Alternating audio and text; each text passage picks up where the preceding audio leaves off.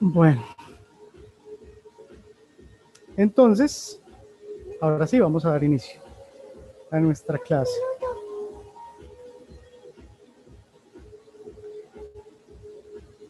Bueno, el profesor Osvaldo me invita a darles la clase del día de hoy de nutrición de fauna silvestre. Entonces, en ese caso, ven, siéntate bien acá. Yo les voy a dar la clasecita. Algunos de ustedes de pronto ya tienen algún grado de conocimiento en el ámbito de la nutrición de fauna silvestre, si pasaron de pronto por el curso de rehabilitación de fauna silvestre. En el curso de rehabilitación se ven más o menos unas 3 clases de este componente. Hoy vamos a ver una clase que toca ser muy resumida porque hablar de nutrición de un tema tan extenso es realmente complejo. Digamos, en aras para, digamos, de estudio por parte de ustedes, yo les voy a grabar la clase, le voy a pasar el link al profesor Osvaldo para que ustedes tengan entonces material de estudio. ¿Listo? Bueno, a lo que vinimos.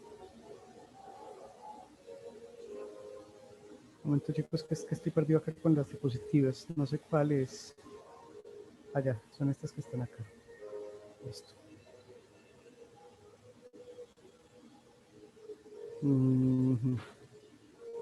Bueno, chicos, si alguno de ustedes tuviera una pregunta de la clase, por alguna razón en la mitad de la clase me interrumpe y contestamos la pregunta en la mitad. No me la pongan al chat porque algunas veces yo sigo hablando y no me percato que ustedes me ponen un mensajito al chat. ¿Listo? Entonces, prefiero que abran el micrófono y me interrumpan la clase simplemente. Yo no tengo problema con eso. Bueno, grabaremos. Bueno, entonces lo primero que vamos a hablar es por qué alimentar fauna silvestre. Eso, digamos, mucha gente se lo llegará a preguntar por cuál es la necesidad que nosotros tenemos de alimentar animales que bien o mal han evolucionado en zonas evolutivamente naturales y ellos tienen básicamente, los animales silvestres, alimentos en condiciones in situ. Ellos no tienen por qué, o sea, es decir, uno no tiene por qué interceder con los animales silvestres que se encuentran, por ejemplo, inmersos en sus hábitats naturales. Entonces, toda esta historia arranca desde el mismo proceso del uso de los animales silvestres, sobre todo con fines de ornato. Uno de los problemas es que los humanos siempre hemos querido tener animales silvestres bajo nuestro cuidado, y eso ha hecho que cuando nosotros extraemos cualquier organismo de vida silvestre hacia un entorno, por ejemplo, ex situ, responde a una gran cantidad de problemas, sobre todo a nivel crónico, por problemas de tipo nutricional. Muchos autores han afirmado, y yo les puedo decir que en mi casuística de todos estos años de trabajo, podría decir que no es un porcentaje erróneo, que afirman que las enfermedades más comunes en fauna silvestre fuera del hábitat natural son las enfermedades de carácter nutricional, y estaríamos hablando de un 65% aproximadamente.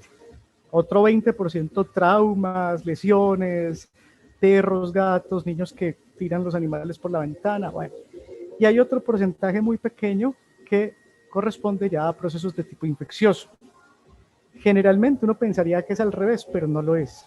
Generalmente el gran problema de los animales silvestres fuera de su hábitat natural es que hay una imposibilidad de cumplir unas dietas que sean lo suficientemente similares como sucede, por ejemplo, en vida silvestre.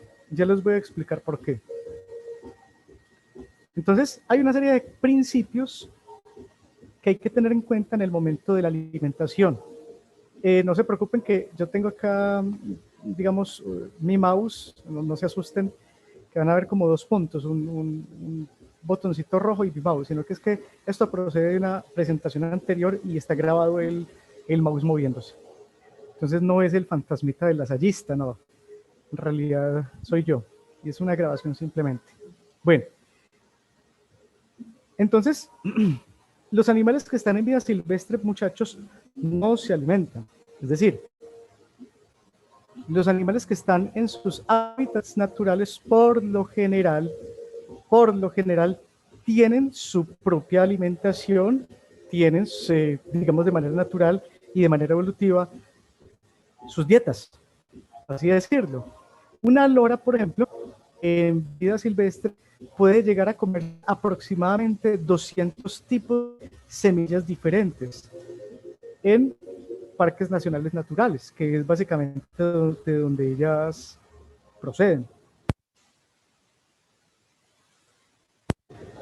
¿Cómo es posible nosotros conseguir 200 tipos de semillas diferentes cuando nosotros, por ejemplo, lo máximo que podríamos llegar a conseguir, por ejemplo, en un supermercado, son estas mixturas de semillas y esas mixturas no tendrán más de 10, 12 o 15 tipos de semillas diferentes?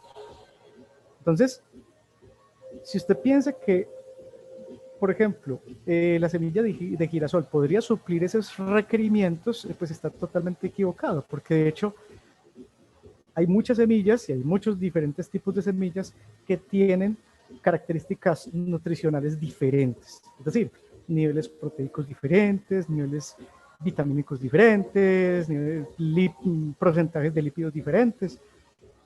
Entonces, cuando usted intenta hacer una dieta de un animal tan difícil, digamos con una alimentación tan compleja como por ejemplo Mimicorpha catridactyla, que es el oso hormiguero gigante, ¿usted cómo diablos va a conseguir hormigas o termitas, que es la principal dieta de ellos en vida silvestre? ¿Con qué se puede emular una dieta de ese tipo? Es muy difícil. Entonces, lo primero que se hace es entender que muchos animales a los cuales nosotros les hacemos dietas fuera de su hábitat natural es porque son animales que proceden del tráfico de fauna. Son animales que proceden de, por ejemplo, de la construcción de megaproyectos. Entonces son animales aporreados, son animales lastimados, son animales que se chocan con las ventanas de las fincas. Esos animales terminan en los centros de atención y valoración de las corporaciones regionales autónomas, que son básicamente entes gubernamentales, y estos entes gubernamentales tienen que contratar veterinarios y tienen que contratar zootecnistas y tienen que contratar biólogos para poder llevar a cabo procesos de rehabilitación y de liberación, volver a propender en muchos de estos individuos a que vuelvan a tener una segunda posibilidad de vida silvestre. Pero ¿qué pasa? Muchos de estos, un gran porcentaje realmente, no pueden ser liberados nunca más a vida silvestre. Por ejemplo, eso es una clase entera, ¿cierto? Pero pues yo les digo, una lora que ya sabe hablar, por ejemplo, es un animal que no es rehabilitable desde mi punto de vista. No sirve para devolverlo a vida silvestre. Usted lo que hace es, digamos que si lo libera, lo primero que va a hacer el loro es buscar una finca aledaña, buscando a alguien que le dé comida de un plato, básicamente.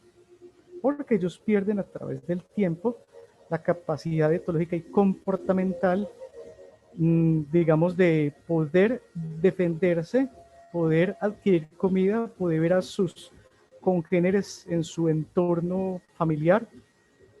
Ellos se sienten otra cosa. Un loro, muchos años en una casa, es un animal perdido para vida silvestre. Por eso, pues en lo personal, esto ya es algo muy subjetivo, yo no estoy de acuerdo con los decomisos de loros en el país, pero la legislación así lo estipula. Pero bueno, eso es otro cuento. Entonces, antes de empezar una dieta, muchachos, tenemos que primero mirar algo muy característico. Este es un tema muy nuevo, es un tema muy inexplorado, es un tema que en cualquier momento puede llegar cualquier autor y proponer cambios basados en la ciencia diferentes. Todo lo que yo les voy a mostrar acá son adaptaciones de muchos veterinarios y zootecnistas, muchos de esos de la nutrición humana y de la nutrición de animales domésticos, ¿cierto? Bueno, entonces lo primero que hay que mirar es las características de las dietas en vida libre. qué come este animal en vida silvestre, qué come este animal en vida silvestre, eso cómo se puede estudiar. O haciendo seguimiento, por ejemplo, a los animales les ponen cámaras y comienzan a ver, por ejemplo, de qué se alimentan. O lo otro es estudiar la materia fecal. La materia fecal usted puede estudiar, por ejemplo, por medio de la tricología, que es el estudio de los pelitos, cuáles son las presas de un depredador. Es decir, la tricología se utiliza mucho, por ejemplo, para definir la dieta de los felinos de vida libre, de los tigrillos, de los ocelotes. Usted lo que hace es coger la materia fecal y se da cuenta que hay muchos pelitos. Y los pelitos tienen una serie, digamos que en microscopía usted puede observar los pelitos y puede definir por el patrón de los pelos la especie. O bueno, la especie no, por lo menos el género, ¿cierto? Entonces es una forma también de definir las dietas. Por ejemplo, ¿qué se analizan? Se analizan las semillas, se analizan las semillas que ellos pueden llegar a dispersar. Eso es la forma de qué es lo que puede llegar a consumir en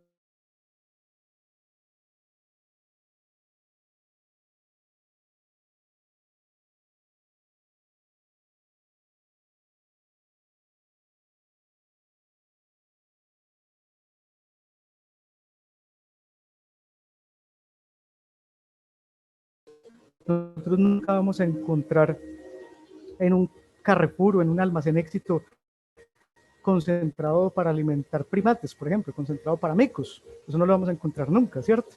Bueno.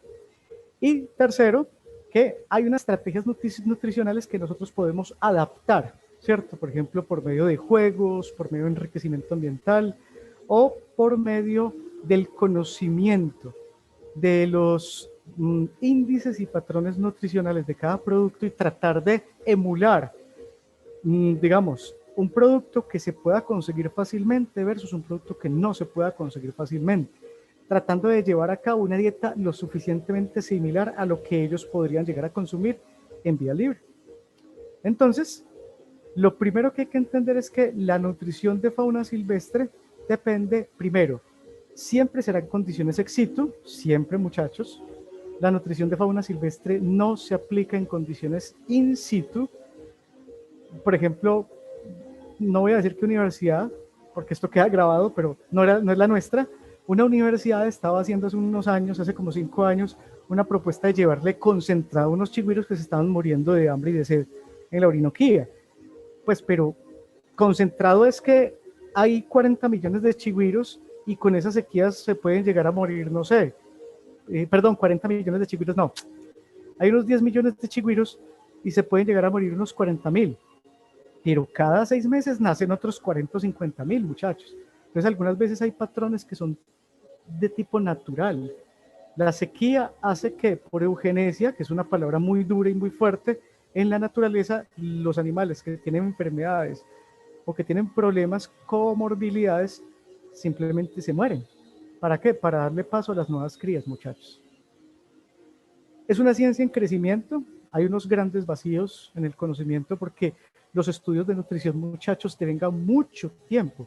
Usted solo puede inferir que una dieta es óptima desde el momento en el que nace el animal, óptima pues fuera de su hábitat natural, hasta que crece y el animal tiene, digamos, normalmente toda la, por ejemplo, expresión de hormonas, toda la expresión de hormonas reproductivas, por ejemplo. Uno de los grandes problemas en la nutrición de fauna silvestre es que no se han conocido en muchas especies los protocolos para llevar a cabo una,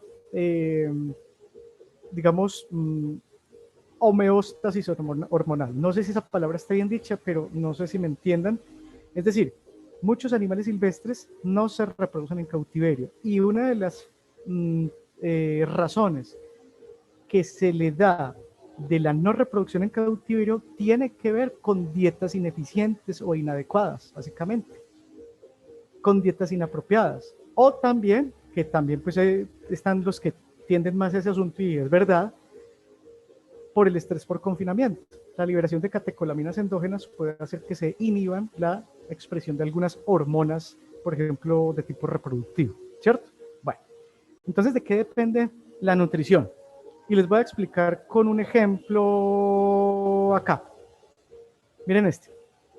Este es un perezoso de 2 dedos, perdón, este abajo es de 2 dedos, y este perezoso, a ver si les estoy compartiendo la pantalla, ¿qué es? Sí, yo creo que sí es este.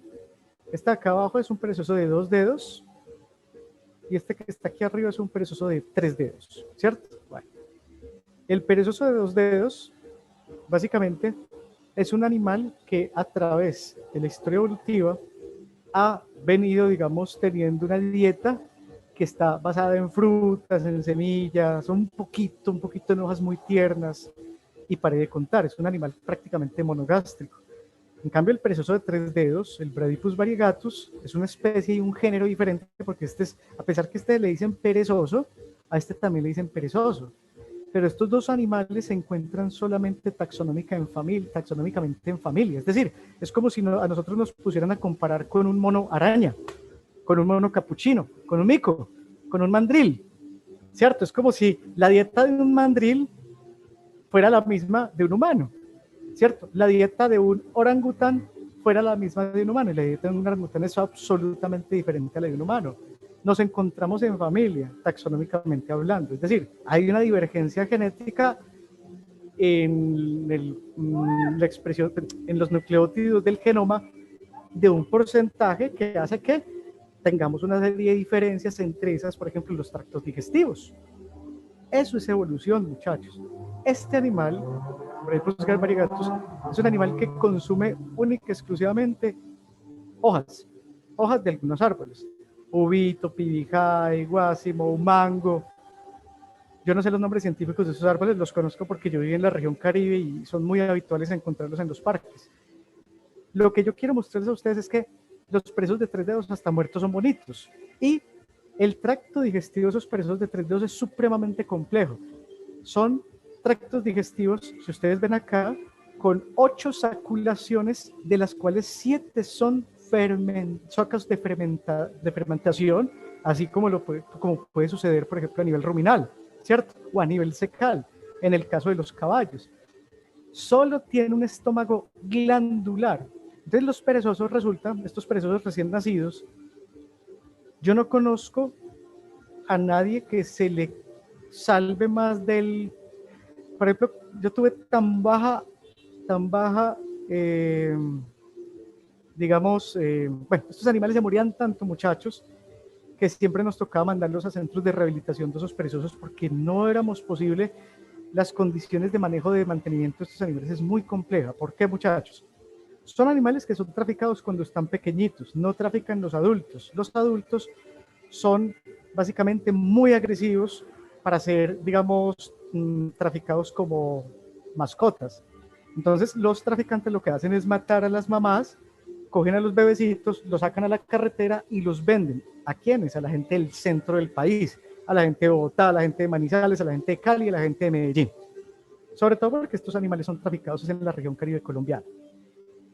Los bebés tienen un tracto digestivo tan complejo que eso hay muy pocos estudios realmente. Hay uno de Carolina Falla de la Universidad Nacional que dice que la mitad de los bebés se pueden morir básicamente por la altura sobre el nivel del mar, de neumonía, pero hay otros estudios que avalan que muchos de estos bebés mueren es porque el tracto digestivo cambia su pH. Al cambiar su pH, estas bacterias comensales o saprófitas comienzan a modificarse, a acidificarse el pH, las bacterias, como por ejemplo del grupo de la familia de las enterobacterias, comienzan a proliferar y comienza a darse un éxtasis de ese tracto digestivo, de los alimentos.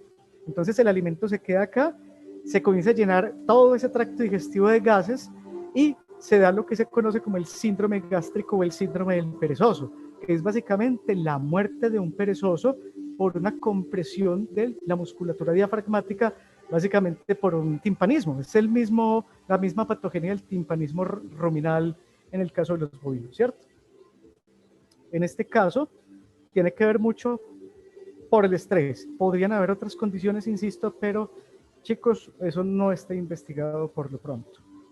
Bueno, entonces si ustedes ven, por ejemplo, la diferencia de tractos digestivos de cenartas emparentados cercanamente, por ejemplo, el Colobus hoffmanni tiene un tracto digestivo muy parecido a un armadillo, a un Dasypus novencintus. Y en este caso, el Bradypus variegatus o Bradypus tridactylus, que es otra especie, miren el tracto digestivo, ese estómago, es totalmente diferente. Entonces, ¿a dónde quiero llegar con esto que les estoy diciendo? Que si nos referimos no solamente a los humanos con los primates, sino a otras ramas taxonómicas, los cenartas, los úrsidos, los cánidos, los prosiónidos, podríamos tener dietas muy diferentes sin necesidad que la cercanía taxonómica sea un indicador de una dieta similar. Entonces, la morfofisiología de los tractos digestivos es más importante que la taxonomía o la similitud taxonómica de dos organismos. Me explico. Los avestruces, Strutio camelus, y los equinos son fermentadores posteriores. Si ustedes ven la dieta en los criaderos de los avestruces, es casi la misma, muchachos, es casi la misma a la de los equinos que están, por ejemplo, en estabulación. Es prácticamente la misma. Entonces, depende mucho, no de la similitud taxonómica, sino de la similitud de esos tractos digestivos. Bueno, como segunda medida de la palatabilidad. Usted puede tener acá 100 calorías de lechuga, ¿cierto? Pero resulta que si esa lechuga no es palatable para un felino, pues esas calorías básicamente no se les va a poder proporcionar como energía a ese organismo. Entonces, una de las cosas que son muy curiosas y se las comento es que en zoológicos o en centros de atención y valoración de nuestro país, principalmente se dan dos cosas. Principalmente se da una. Unos zoológicos dan la otra cosa, yo les voy a decir cuál. ¿Qué se da? Carne equina. No se da casi carne bovina o carne de cerdo. Y lo otro que se da es pollo o fetos también, fetos de descarte. Lo segundo lo hacen más que todo por economía, ¿cierto? Porque hay centros de atención y valoración que sí tienen muchos problemas económicos o que lastimosamente tienen muchos problemas de corrupción y la plata no les llega a donde les debería llegar. Bueno, ¿por qué la carne equina? Por palatabilidad. Sí, chicos, por palatabilidad. Y les cuento una historia.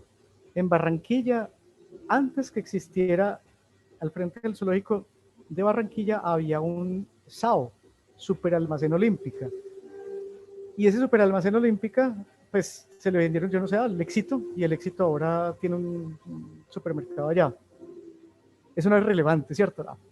Pero resulta que SAO se quemaron todos los congeladores, hubo un apagón en toda esa vaina y perdió la carne y la cadena de frío. Entonces, al perder la cadena de frío, ya no se podía donar, por ejemplo, ancianatos, esa carne no se podía hacer nada, sino era descartarla o inmediatamente llevarla al zoológico que quedaba al frente del zoológico. Y muchachos, yo me acuerdo que yo tenía ya 2 cuartos fríos, yo llené esos cuartos fríos de carne gratis, ¿cierto? No para los trabajadores, obviamente, sino para los animales.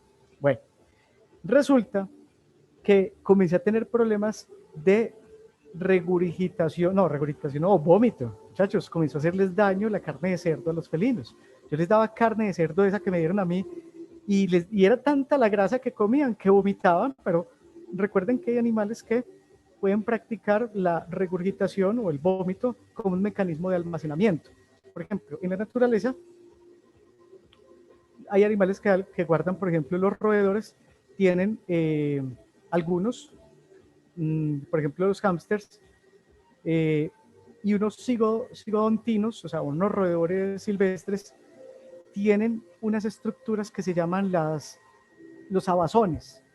Entonces, cuando los hámsters se comen una nuez o cualquier cosa, se meten todos así en los abazones, en esos cachetes, y es una forma de almacenar la comida.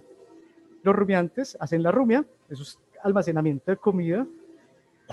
Los koalas y algunos roedores y algunos lagomorfos practican la secotrofia, que es básicamente la ingesta de alimentos que proceden del tracto digestivo en animales de metabolismos muy acelerados. Entonces hay algunos nutrientes que no se pueden metabolizar bien. Por ejemplo, complejo B, vitamina K.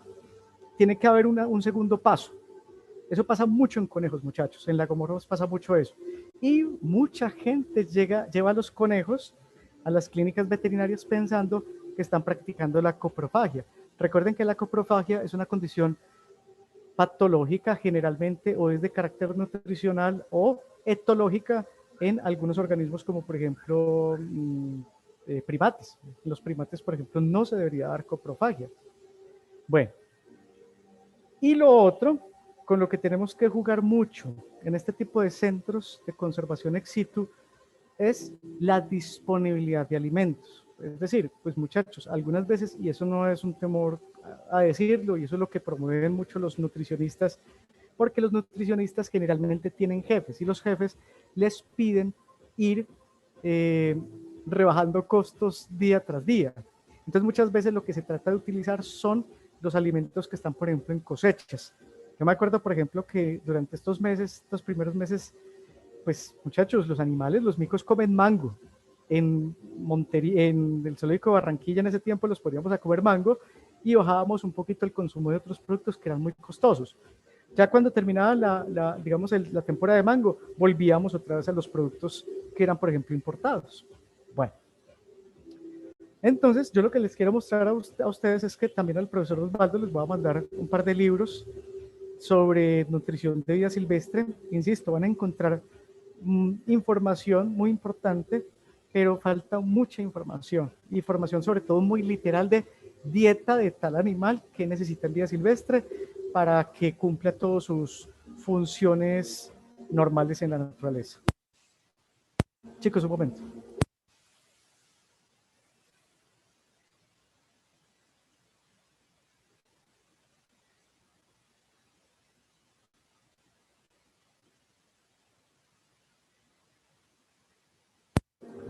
Bueno, papaluchón.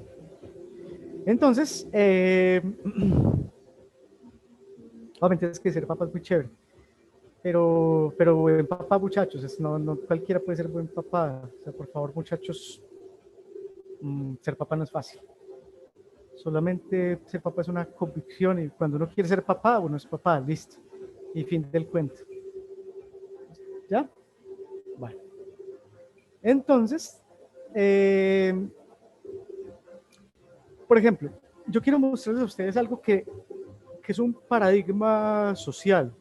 A la gente le gusta mucho tener, por ejemplo, estos son uno de los principales animales de tenencia como mascotas ilegales en nuestro país. Las tortugas morrocoy, Chelonoidis carbonaria, Chelonoidis denticulata, es decir, el género Chelonoidis.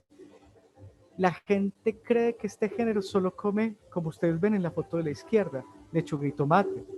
Y resulta que estos bichos comen de todo, muchachos. Ellos comen inhabitualmente. Por ejemplo, yo no sé qué se están comiendo. Yo diría que eso es como una zarigüeya, una rata, no sé.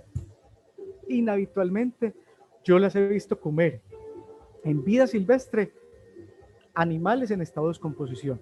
Es decir, que de alguna u otra forma suplen sus requerimientos proteicos o con animales moribundos o con animales muertos, muchachos. No son herbívoros exclusivos. ¿Y de qué depende de eso? De la evolución misma de las especies. Estos animales, por ejemplo, las icoteas, que son ya dulceacuícolas, por ejemplo, cuando yo estaba chiquito, muchachos, mi mamá me llevaba tortuguitas icoteas muy chiquitas y a mí se me morían, todas. Pues, pero yo era en Manizales, y en Manizales es a 2.500 metros sobre el nivel del mar, y yo no sabía por qué se me morían todas. Pues ahora yo ya sé que puede ser por insuficiencia cardíaca, todas esas tortuguitas que me llevaban se morían, o por las pésimas dietas a las que las sometía. Pues yo era un niño completamente ignorante en este ámbito. Entonces, es importante entender que la proteína de origen animal para muchos organismos es vital, que no tienen que comer todos los días, que puede ser consumo de tipo inhabitual. Por ejemplo, los tucanes son absolutamente carnívoros, muchachos. Uno no creería, pero a los tucanes les gustan mucho las fruticas, pero si ven un ratón, si ven un murciélago, si ven otro pájaro, se lo comen. Se lo comen, muchachos, así de sencillo, ¿cierto? Un tucán se come un pequeño mamífero que le quepa en la boca, básicamente. Entonces, las formulaciones de dietas, ¿de qué depende? Primero, del requerimiento, por ejemplo, de los nutrientes para cada uno de los animales. Hay algunos tipos de particularidades, ¿cierto? Eso es la ciencia del día a día, es un trabajo muy complejo, muy fuerte, muchachos, porque, por ejemplo, establecer una dieta, ya les dije, es un trabajo arduo, dispendioso. Entonces, por ejemplo, a los tucanes no se les puede dar altos niveles de potasio. Usted no le puede suministrar mucho banano a un tucán porque lo mata de una hemosiderosis, de un problema a nivel hepático. El hígado prácticamente les deja de funcionar. Los felinos, si usted solo les da carne magra y no les da carne, por ejemplo, con vísceras y con otro tipo de órganos, pueden sufrir de deficiencias de taurina y eso se ha presentado en muchos zoológicos. Hoy los concentrados de gatos dicen ya con taurina incorporada, porque antes también era un aminoácido esencial en los gatos y nosotros como nutricionistas no lo sabíamos. Entonces, la pregunta es, ¿por qué caballos? Por muchas razones. Primero, por costos. Son más baratos comprar caballos en centrales de sacrificio equino que comprar carne bovina. ¿Por qué? Porque la carne de caballo procede de caballos viejos y es más barata que la carne bovina. Dos, porque la carne de caballo usted la puede conseguir con músculo, con piel, con huesos, con pelos, con todo. En cambio, la carne bovina no. La carne bovina usted solamente le venden la carne, sí mucho con los huesos. La piel y los pelos de un caballo son necesarios, por ejemplo, para suplir algunos nutrientes, por ejemplo, el colágeno en relación calcio-fósforo, ¿cierto? En la alimentación, por ejemplo, de felinos, que son tan carnívoros, muchachos. Entonces, por eso se utilizan los equinos para alimentar, principalmente, ¿cierto? Vale.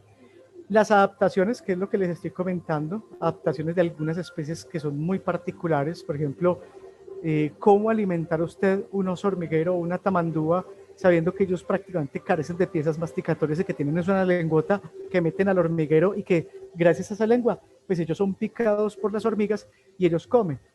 ¿Qué podemos nosotros utilizar que emule ese comportamiento natural? Chicos, es que es difícil. El cuento de la nutrición de fauna silvestre no es fácil.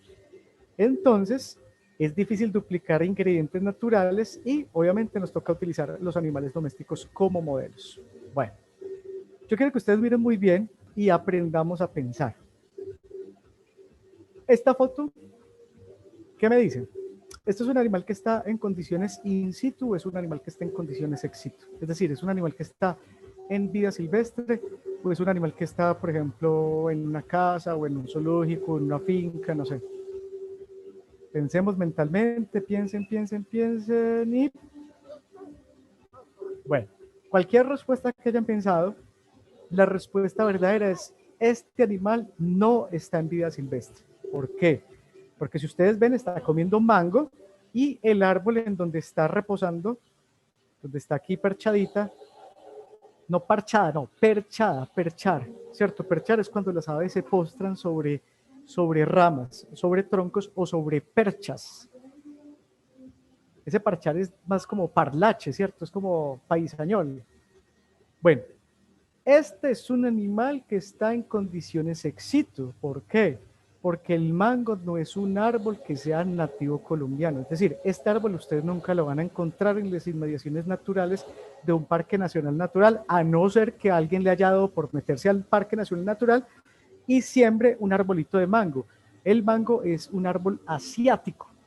O sea que nosotros, desde la llegada de los españoles, hemos traído muchas cosas y entre esos también, por ejemplo, estos árboles. Yo no sabía, y eso es una cosa demasiado curiosa, yo nunca había visto unos árboles moraditos que nacían por acá en un momento en Medellín. Y al frente del apartamento donde estoy nació un árbol con flores moraditas muy lindas, pero las flores duraron 2 o 3 días nada más, unos cuantos días. Y esos árboles vienen de Japón. Chicos, alguien los trajo. Esos árboles no son nativos colombianos, esos árboles los trajeron aquí, hace muchos años alguien los trajo, y yo estuve leyendo un poquito por ahí en la prensa, no sé si será verdad, pero bueno, lo importante es eso, es que ustedes entiendan que muchos de los alimentos que nosotros podemos llegar a consumir, que los animales silvestres pueden llegar a consumir, son alimentos que son obtenidos en supermercados, en tiendas, en expendios autorizados para alimentar humanos. Yo les puedo decir algo que es claro. La gente cree que los animales, por ejemplo, en zoológicos se comen las sobras mente la gente. Eso es totalmente falso. Los alimentos de los zoológicos, muchachos, y los zootecnistas tienen como una especie de frase.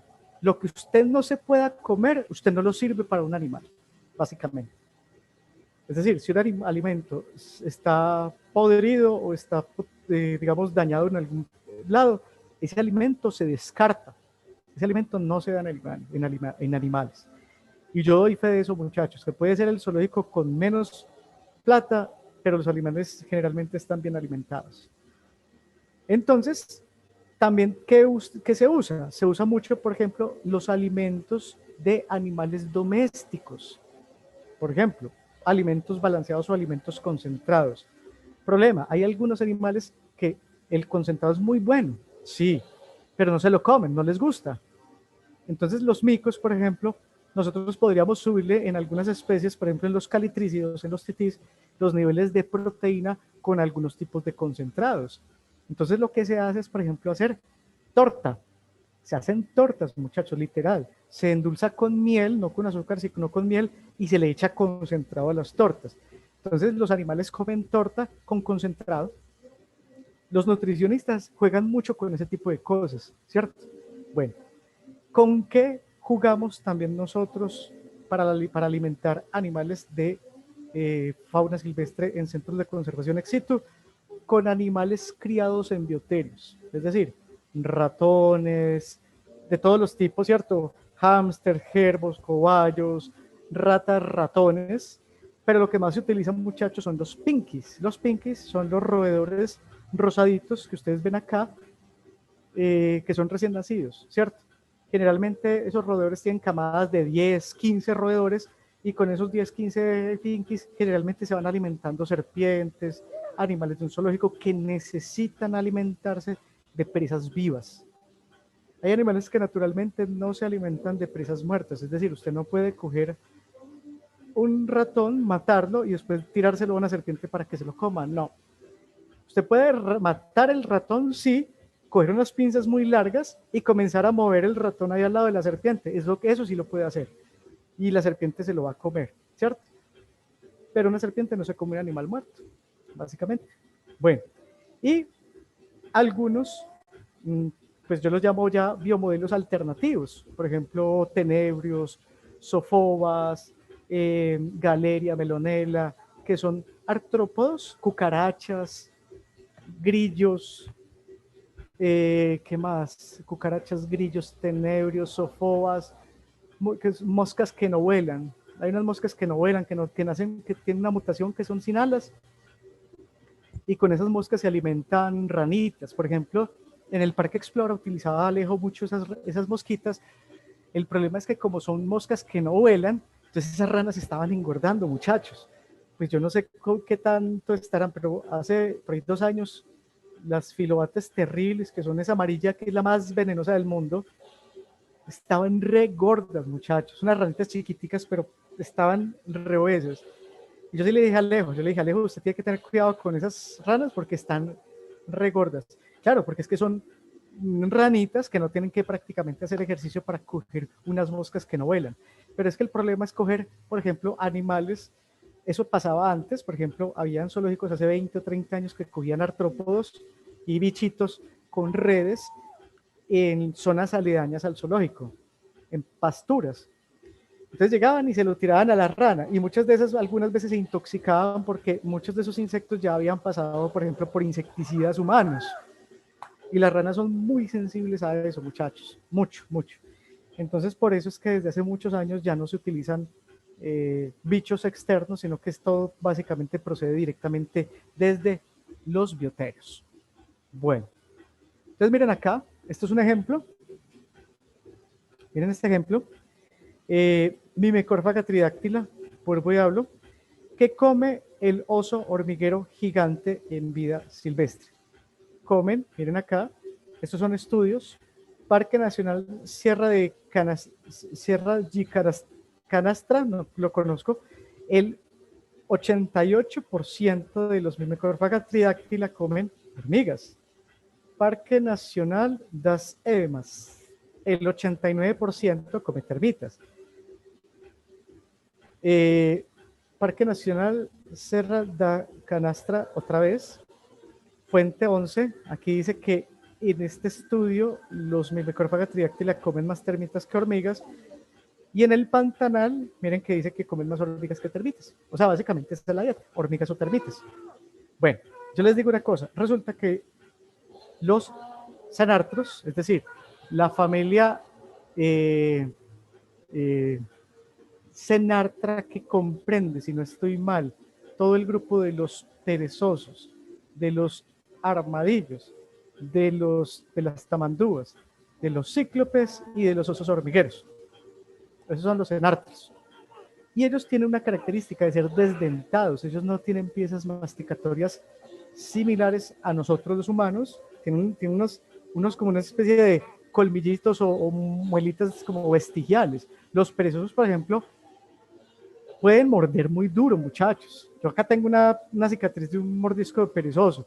Tiene 4 colmillos que parecen, perdón, 4 muelas que parecen colmillos, que están localizados muy al frente, pero en realidad no son los colmillos. La dentadura de ellos es bien particular.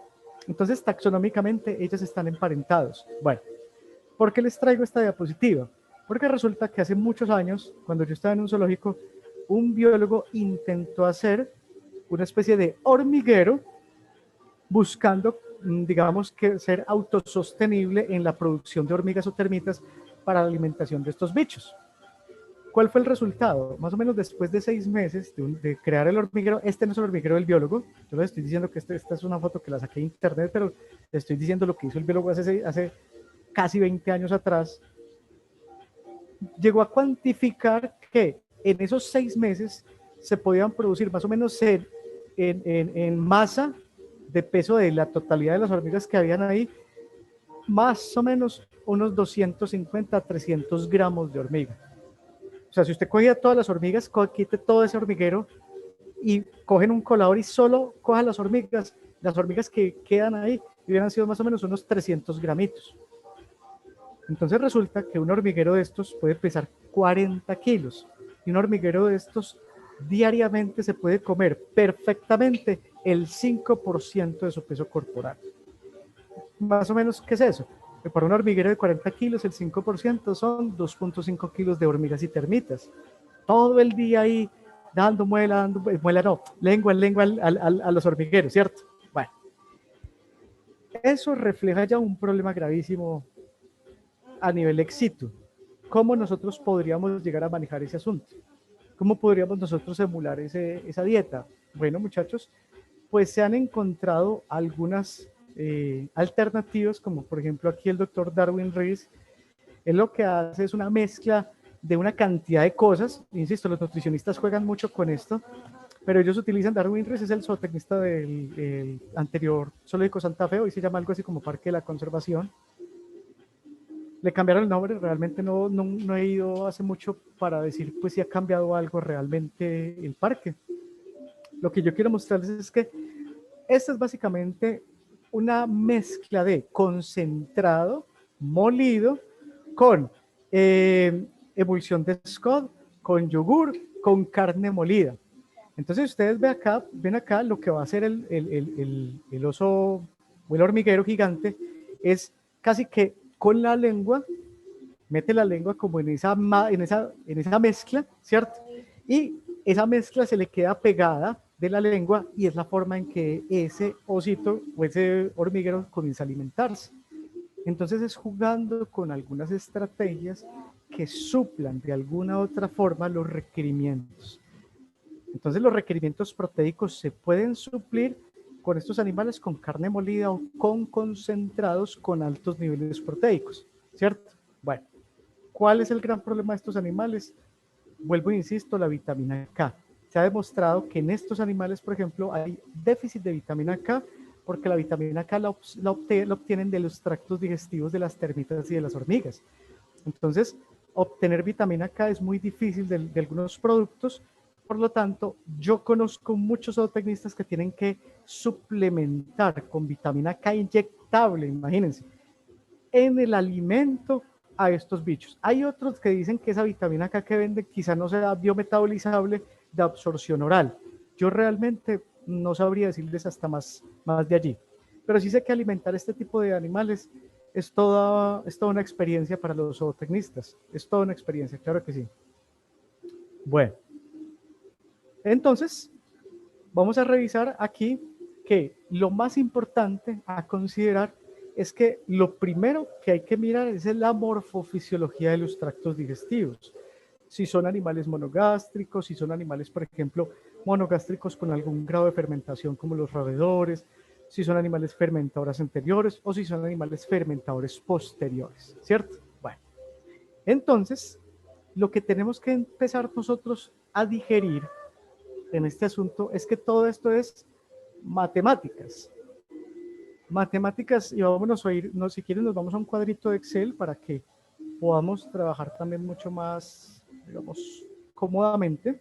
En un segundo, vamos a hacer un cuadro de Excel acá para que... En un segundo, muchachos.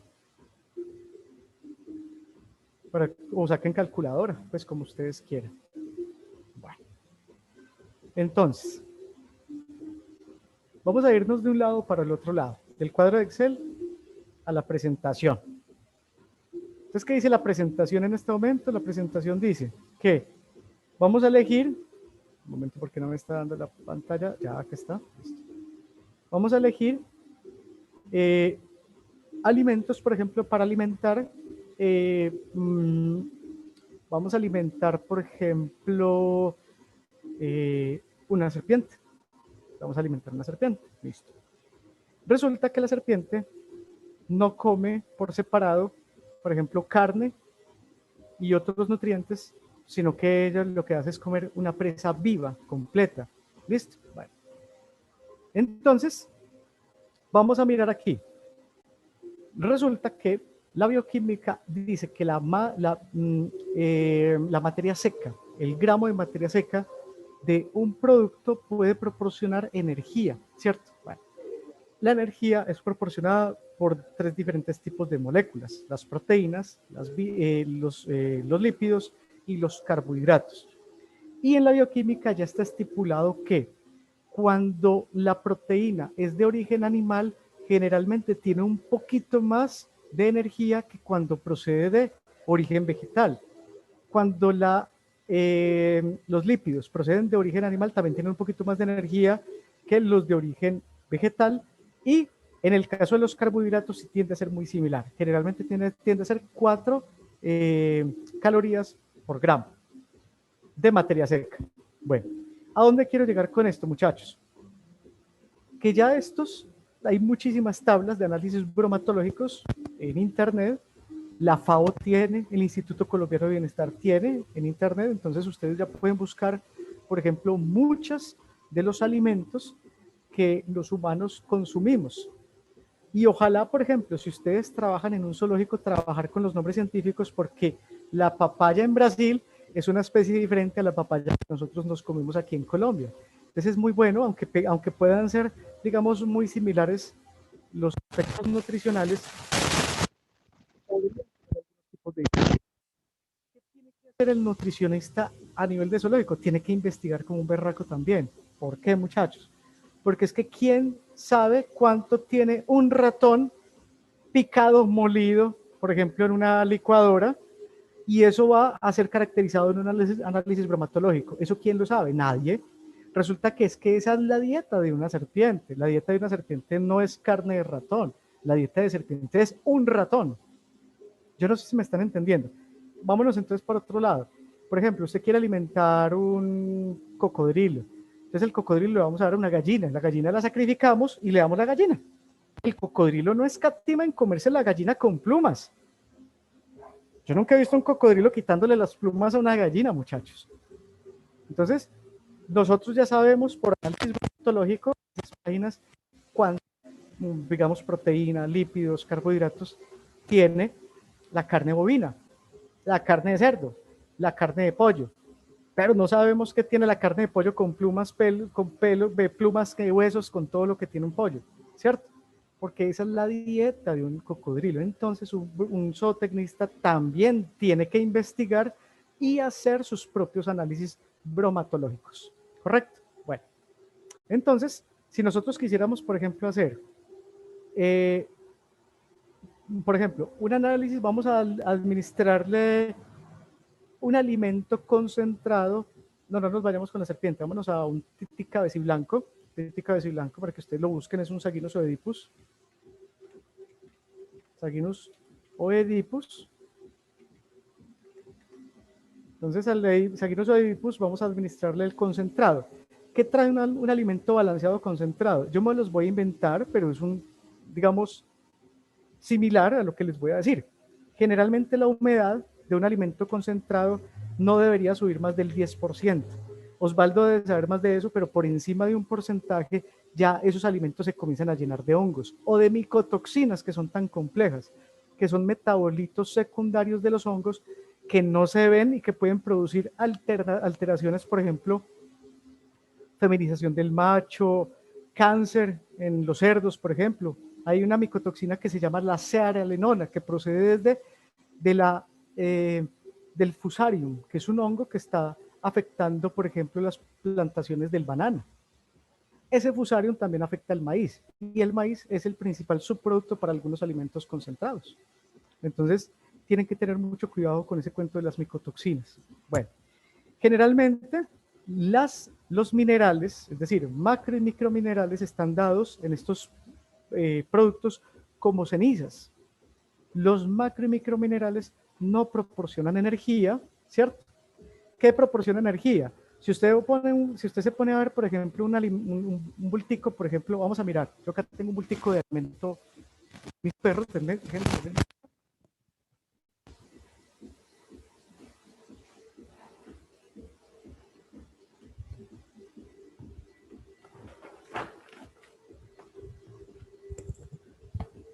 muchachos, este es el concentrado que comen mis perros. Esto no es ninguna publicidad. Mayores de 7 años, porque son viejitos ya. Y es lo único que les está sirviendo porque ya tan viejitos, tienen muchísimos problemas de vómito, diarrea. Bueno, entonces, estos concentrados son muy buenos por eso. Este concentrado, por ejemplo, tiene un nivel de proteína del 24%. Eso es muy bajito. Un tití cabeciblanco come pollitos en los nidos, come huevos, come larvas, come gusanos, come artrópodos, come insectos en general. Entonces el nivel de proteína, por ejemplo, de un alimento balanceado, si usted se lo quiere suministrar a un tití cabeciblanco, no podría ser esto. Tendría que ser al 30%. Por ejemplo, un dog chow cachorro, por ejemplo, ¿cierto? Entonces vamos a poner acá concentrado 30%. Porque yo sé que un tití no puede consumir menos del 30% de proteína, porque yo he leído sobre eso. O sea que el nutricionista, ¿qué tiene que hacer? Leer sobre cuál es la composición nutricional o por lo menos el porcentaje de los alimentos que estos bichos se comen en la naturaleza. Bueno, otro de los productos que esto tiene acá son las grasas. Pues vamos a mirar acá. Estoy muy hipermétrope, me va a tocar comprar gafas pronto, muy pronto. Qué pena con ustedes. Ah, bueno, es que esto está en portugués. Y en ruso. Y en chino. Bueno, aquí está el español. Dice que las grasas tienen más o menos un 10%. Sí. Hombre, acá es bastante. O sea que esto le echan mucho cuero de pollo y... Entonces vamos a poner lípidos acá. Y vamos a poner acá proteína, ¿cierto? Alimento concentrado. Bueno, resulta que si ustedes hacen esa sumatoria, eso nunca les va a dar a ustedes en un alimento balanceado un 100%. Aquí, por ejemplo, me va a dar un 50%, ¿cierto? ¿Cuál es el otro 50%? ¿Qué nos hace falta ahí? Los carbohidratos, sino que es que muchas veces los carbohidratos en los alimentos concentrados no están estipulados porque al veterinario de perros o de gatos no le interesa. Al veterinario, ¿qué le interesa al dueño? Que esto diga mayores de 7 años, ¿cierto? Y al veterinario, ¿qué le interesa? Que diga proteína, 24% como máximo. Eso es lo único que nos interesa realmente a nivel clínico. porque ya a nivel de nutrición, chicos, hay que ir hasta todos los componentes de esta vaina. Es decir, hay que inferir que esto, los subproductos principales, por ejemplo, de este concentrado son, ya les voy a decir cuáles son. Composición, arroz, maíz, harina de pollo, sí, vean, cueros de pollo, ahí les dije, arroz y maíz. Este es un concentrado donde está principalmente hecho con arroz y maíz. Yo he visto que todo lo de Purina, casi todo está hecho con maíz. Y casi todo lo de Colanta, hace un tiempo, yo hace mucho no compro nada de concentrados de Colanta, pero hace un tiempo estuve revisando y estaba casi todo hecho de arroz. Entonces tienen que entender que esos alimentos concentrados son, digamos, llevados hasta el 100%, es con el subproducto principalmente trigo, soya, sorgo, arroz, que es básicamente lo que más se produce en algunos países, por ejemplo Estados Unidos, ¿cierto? Bueno, ya de aquí yo ya podría inferir, por ejemplo, si hipotéticamente tiene de humedad 10%, proteína 30, lípidos 10 y carbohidratos 10, pues entonces yo ya puedo más o menos saber por medio de una pequeña fórmula matemática cuál es la energía que me da un gramo de ese producto, de ese alimento concentrado. Un gramo, ¿por qué? Porque yo ya aquí sé cuál es el porcentaje de hidratación, es decir, todo lo que está aquí es materia seca, muchachos, básicamente. Entonces, para proteína, para carbohidrato, para lípidos. ¿Listo? Entonces vamos a hacer lo siguiente, para proteínas. ¿Cuántas kilocalorías vamos a seguir manejando? Bueno, vamos a hablar en calorías, ya les voy a explicar por qué vamos a seguir hablando en calorías y no en kilocalorías. Es que, miren muchachos, realmente, por ejemplo, esto que ustedes ven acá, esto es un producto de Manizales, yo soy de Manizales, se llaman gafitas, yo no sé si ustedes han tenido el placer de comer esta vaina, es un placer de dioses, es delicioso. Entonces, cuando usted ve, por ejemplo, todos estos paquetes de snacks y de vainas que uno le venden en las tiendas, dicen, por ejemplo, que esta vaina me proporciona a mí de calorías, dice 30, perdón, 60 calorías. Bueno, esto me proporciona 60 calorías. Como estos son como unas 1000 hojitas, ¿cierto? Bueno, 2000 hojitas, 60 calorías. Y dice que debería ser para una dieta promedio, dice, basados en una dieta de 2000 calorías. Bueno, resulta que a nosotros nos dicen que una dieta de 2000 calorías porque eso es un promedio. Pero una persona, por ejemplo, de 120 kilos, grande, alta, enorme, de 1,95, no puede comer lo mismo que una persona de 1,50, muchachos. No puede. Son metabolismos diferentes. Entonces, lo que hay que entender es que estos son, digamos, promedios, pero nosotros tenemos diferencias entre nosotros, ¿cierto? Si nosotros, por ejemplo, estableciéramos eso, por ejemplo, que necesitamos 2000 calorías al día, entonces, ¿cuánto tiene un buñuelo? Un buñuelo tiene más o menos 300 calorías. O sea que si multiplican ustedes 300 por 7 buñuelos, o sea que ustedes estarían con 2100 calorías y se supliría los requerimientos energéticos en un día, ¿cierto? La cerveza, una cerveza Águila, que estoy que me tomo una en este momento, pero estamos en horario laboral, tiene también 300 calorías, más o menos.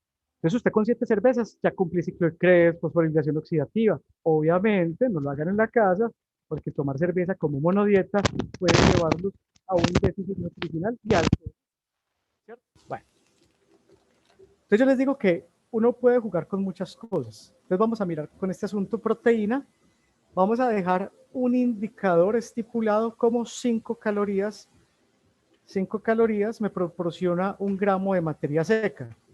En el caso de carbohidratos, vamos a dejarlo como 4 calorías. Me proporciona un gramo de materia seca. Esos son indicadores bioquímicos. Y en el caso de lípidos, 9 calorías en gramo de materia seca. ¿Listo? Chicos, realmente uno tendría que hablar de, por ejemplo, no 2000 calorías, sino 2 millones de calorías. Pero resulta que, básicamente, para no confundir a la gente, pues los estándares, digamos, de joules, kilojoules, kilocalorías y calorías, ya digamos en el argot popular se habla de 2.000 calorías y no de 2 millones de calorías, para que me entiendan, ¿cierto? Entonces no hablamos de kilocalorías, sino que vamos a seguir hablando de el término calorías para no confundirnos simplemente. Bueno, entonces vamos a hacer lo siguiente. Vamos Santi, dime. trabaja porfa proteína también con 4, que yo con ellos he trabajado 4, 4, 9. Listo, vamos a trabajar entonces con 4 también. Perfecto. Sino que es que, eso, sino que como usted vio la diapositiva ahorita, Osvaldo, hay un artículo que yo lo muestro mucho en el curso de bienestar animal. Y el artículo se llama, es un artículo que escribió una mujer india, se llama Sujata Gupta. Ese artículo, porque lo muestra Osvaldo, incluso me gustaría mucho que lo viera. Es un artículo muy sencillo, de 2 páginas nada más, es un artículo de reflexión donde la autora toma la... Profe, no sé si soy yo o se está escuchando súper mal. Profe, se te escucha demasiado lejos. Se está escuchando de lejos. A ver, denme un segundo. A ver, ¿ahora me están escuchando ahí o no? ¿Sí me están escuchando bien o no? Sí, profe, mejoró. Listo. Bueno, de pronto es que, sí, bueno, vamos a... Lo que le decía a Osvaldo y a ustedes, de pronto hay un artículo, se los voy a pasar también, de una autora que se llama Sujata Gupta. Esta autora me pareció muy llamativo ese artículo porque es un artículo que toca mostrárselos y yo respeto mucho el vegetarianismo y el veganismo, pero son convicciones de personas adultas, muchachos, si tienen que verlo, tienen que ser así. En niños o en adolescentes no se puede someter a una persona a un déficit de proteína de origen animal. ¿Por qué?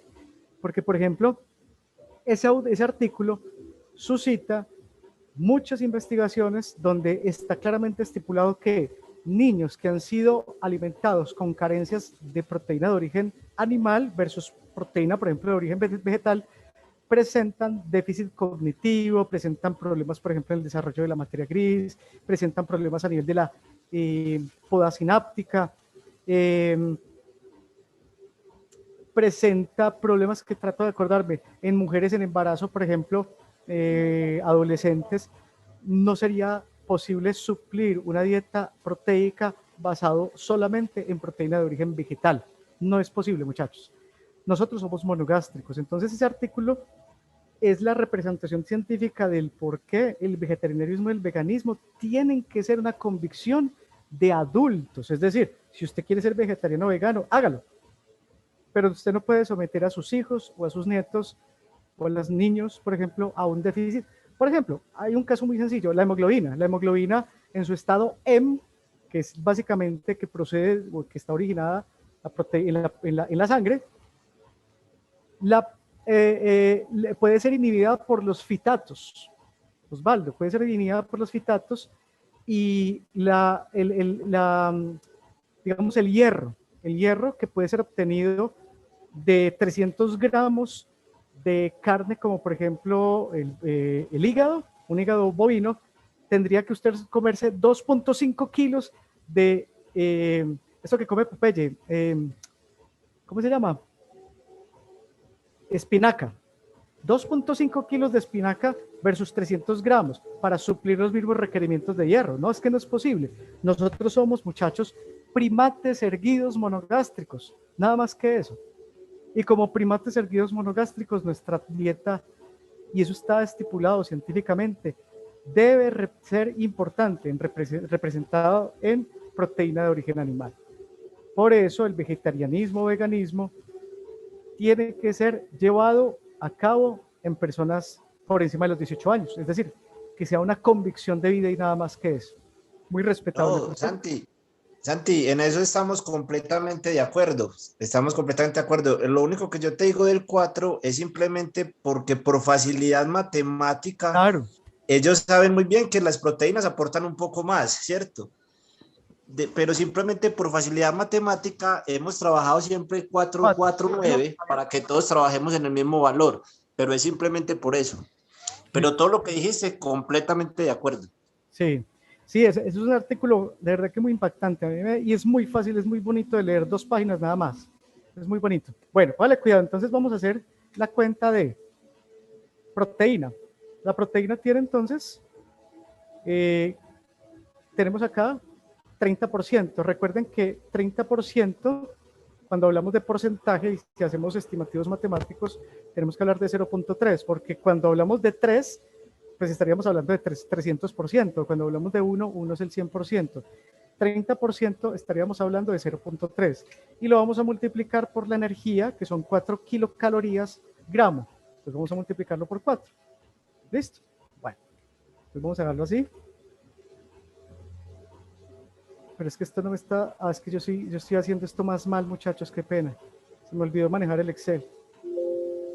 Es que ni siquiera estoy haciendo esto pésimo. Qué pena, muchachos. Vamos a hacer una cosa acá. Vamos a quitarle ese cuento de los porcentajes y ya. Ah, pero es que me los está dando el mismo. Listo. Entonces 4, 4 y 9. Listo. Entonces ahora sí. Vamos a multiplicar por 4. Listo. En este caso vamos a hacer Excel para carbohidratos. Sería acá. Lo multiplicamos por 4. Y para lípidos, pues sería lípidos. Ay, el más. Disculpen, muchachos, me olvidó manejar el Excel. Los lípidos y lo multiplicamos por 9. Listo. Entonces miren que acá ya tenemos todo, de 8, de 10 y de 9. De 8, de 10 y de 9. Listo. Ahora, ¿qué vamos a hacer esto? Lo vamos a sumar. Proteína, carbohidratos, lípidos. La suma básicamente me va a dar 4.1 gramos, perdón, calorías por gramo de materia seca. Básicamente esto es lo que me da a mí 1 gramo de ese concentrado. ¿Listo? Hasta ahí va todo bien. Volvamos entonces a nuestra presentación. Entonces los análisis bromatológicos, muchachos, básicamente son evaluaciones. Yo creo que Osvaldo les ha hablado mucho sobre ese asunto. Y es en la forma en la que se pueden estudiar, por ejemplo, los alimentos y se pueden hacer estimativos de los componentes de los mismos. Bueno, esto es lo que les estaba explicando ahorita, del por qué nosotros ya no trabajamos, por ejemplo, como caloría, porque realmente deberíamos hablar en el término kilocaloría, ¿cierto? Pero para no confundirnos vamos a seguir hablando de calorías. Aquí en esta diapositiva está muy bien explicado el asunto. Bueno, entonces, ¿qué tenemos que alimentar nosotros en las conexiones? Familias animales, ungulados, elefantes, sirénidos, cenartos, felinos, mustélidos, prosiónidos, y todos los animales en cuestión tienen dietas particulares. ¿Cuál es una de las grandes diferencias entre estos animales, muchachos? Los metabolismos. Hay animales que tienen metabolismos similares a los humanos, por ejemplo, los elefantes. ¿Cómo así que los elefantes tienen metabolismos similares? Sí, vivimos casi los dos, elefantes y humanos vivimos 80, 90 años en promedio. El patrón de envejecimiento celular es similar. La acción, por ejemplo, de las enzimas que arreglan, por ejemplo, los bordes de los cromosomas es igual, es similar en los elefantes y en los humanos, ¿cierto? Entonces, cuando hablamos de metabolismos, tenemos que hablar también que una dieta, por ejemplo, en un organismo como un reptil, a pesar que sea un organismo más pequeño en tamaño, un reptil tiene metabolismos mucho más lentos, mucho más lentos que cualquier otra clase de animal, digamos, diferente a ave o a mamífero. ¿Por qué? Porque los reptiles evolucionan poiquilotermos. Entonces un reptil, por ejemplo, una anaconda, y me ha tocado verla, yo tuve una paciente anaconda en Barranquilla, que perfectamente cuando está en esta etapa de gravidez, en gestación, en ovoposición, dejan de comer perfectamente 9, 10 meses, muchachos. 9, 10 meses sin una pizca de comida.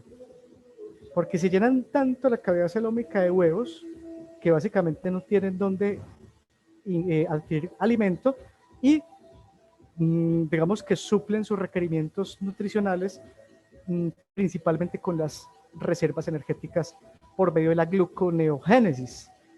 Por eso son animales de metabolismos lentos. Les voy a dar un ejemplo. Cuando una iguana, perdón, cuando una boa se enferma, por ejemplo, de estomatitis en la boca, deja de comer. Cuando un humano se enferma de estomatitis, pues de pronto le duele la boca, se lava los dientes y puede sangrar, va al odontólogo, le hacen una limpieza y listo. Una serpiente se puede morir de estomatitis porque los tratamientos básicamente se demoran tanto tiempo en resultar o en ejercer algún tipo de acción que pueden pasar días y semanas y prácticamente no ejercer ningún tipo de función. Entonces, lo mismo sucede en el ámbito de del metabolismo de los reptiles. Estos animales, por ejemplo, no comen todos los días. Usted no le puede dar todos los días, por ejemplo, a una serpiente ratones, no le va a comer. Y si se lo come, se le va a engordar. A una serpiente, por ejemplo, en promedio se le da, dependiendo del sitio, en promedio 1 o 2 veces a la semana alimento, en condiciones ex situ. En condiciones in situ, las serpientes y algunos animales, como por ejemplo los felinos, comen mucho más, digamos, extenso en el tiempo, más separado en el tiempo. ¿Por qué? Un felino cuando sale a cazar, muchas veces las presas se les vuelan. Muchas veces es que pueden pasar días, un par de semanas incluso sin comer. Un felino puede perder peso, pero cuando un gato, por ejemplo, un puma de 90 kilos, se come a un pecari, él alcanza a comerse aproximadamente un 30% de la capacidad gástrica. Es decir, un puma se puede comer 30 kilos de cerdo silvestre. Y si queda muy lleno, lo vomita y vuelve y se lo come los vómitos. Básicamente eso es lo que hace. Entonces, cuando quedan demasiado llenos, muy llenos, básicamente lo que hacen es quedarse echados 2, 3 días hasta que se les va pasando la llenura y otra vez vuelven con su mecanismo y búsqueda de alimento. Muy diferente es, por ejemplo, los colibríes, que son animales que tienen que estar todo el día prácticamente buscando alimento, ¿cierto? Bueno, entonces resulta que hubo unos nutricionistas en el pasado que estipularon o que formularon una ecuación para determinar la energía requerida por un organismo, pero en reposo, es decir, sin actividad. Entonces, por ejemplo, la tasa metabólica basal es un indicador que procede de unas constantes y donde se estipula en la fórmula el peso corporal en kilogramos, ¿correcto? ¿Para qué? Para obtener la energía que requiere un organismo en un día, pero con un metabolismo similar a los humanos. Es decir, esta fórmula podría adaptarse a organismos que tienen, digamos, algún grado de similitud con los humanos metabólicamente hablando. Entonces, si nosotros nos vamos acá, un segundo. ¿Cuánto pesa un tití? ¿Cuánto creen, muchachos? Un tití debe estar más o menos en 500 gramos. 500 gramos, recuerden que es 0,5 kilos, ¿cierto? 0,5 kilogramos pesa el tití cabeciblanco. Entonces, tasa metabólica basal, o pues por el acrónimo en inglés, Basal Metabolic Rate, es básicamente lo siguiente. 57, vamos a poner acá, 57.2, aquí ponemos el peso en kilogramos, es decir, 0,5, porque es 0.5 kilogramos, y este 0.5 lo vamos a elevar. Vamos a buscar acá el elevado. Eso me va a llevar que no me lleve mucho tiempo. Un segundo, lo busco acá en fórmulas. Ay, se me perdió el Excel, qué pena, muchachos. ¿Qué pasa con mi Excel? Aquí está. Bueno, vamos a hacer acá lo siguiente. Es que yo estoy haciendo la fórmula mal, pero vamos a buscar el elevado mejor. Entonces 57, perdón, vamos a buscar el peso. El peso del bicho es 0.5. Ay, Dios. 0.5 y lo vamos a elevar. Vamos a buscar una fórmula.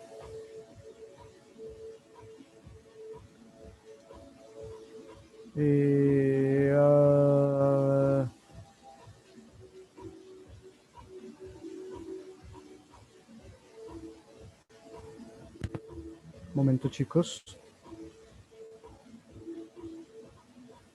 Vamos a ver si la encuentro. Si no, la hacemos entonces por acá, por otro lado. Sí, aquí está.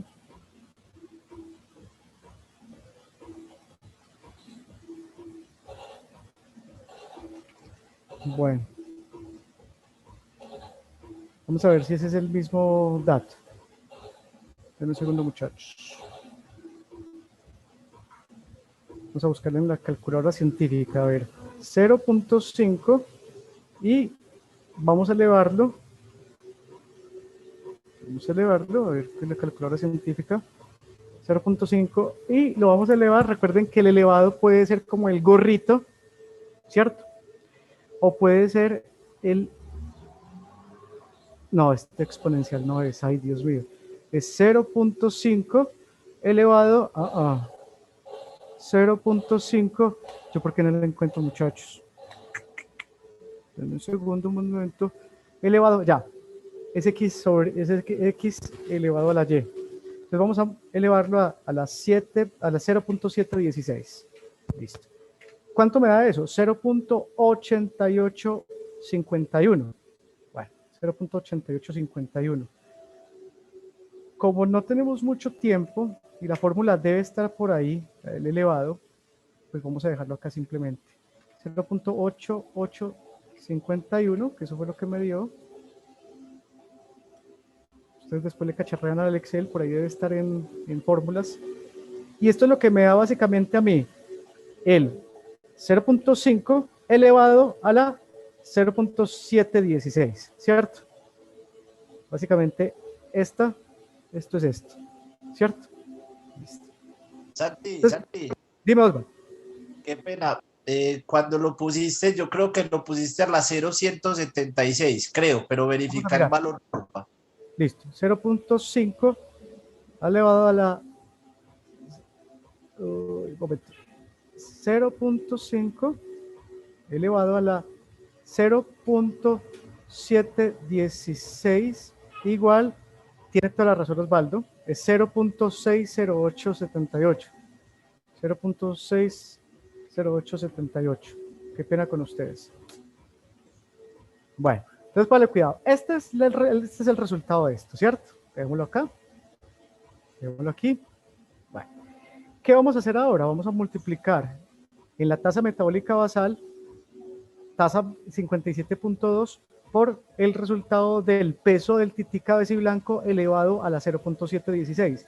¿Cuánto me va a dar eso? Entonces me va a dar lo siguiente. MR. Y me va a dar entonces lo siguiente. Y lo multiplico por 0.6.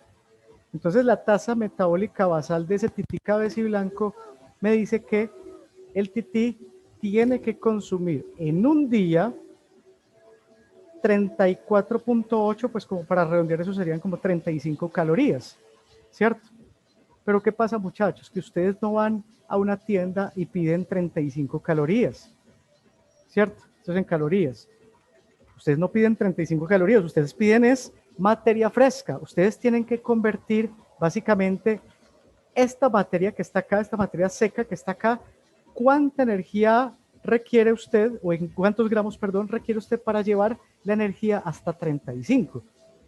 Resulta que los nutricionistas crearon una nueva, digamos, una adaptación para la fauna silvestre que está estipulado en un artículo científico, que esto pues no es para que se lo aprendan, muchachos, eso está en los artículos científicos, que estipula que nosotros podríamos llegar directamente a hacer una fórmula de tasa metabólica basal directamente con estos cambios en la fórmula, ya no con 57,2, sino con 73,6 para aves carnívoras con 115, para reptiles 32.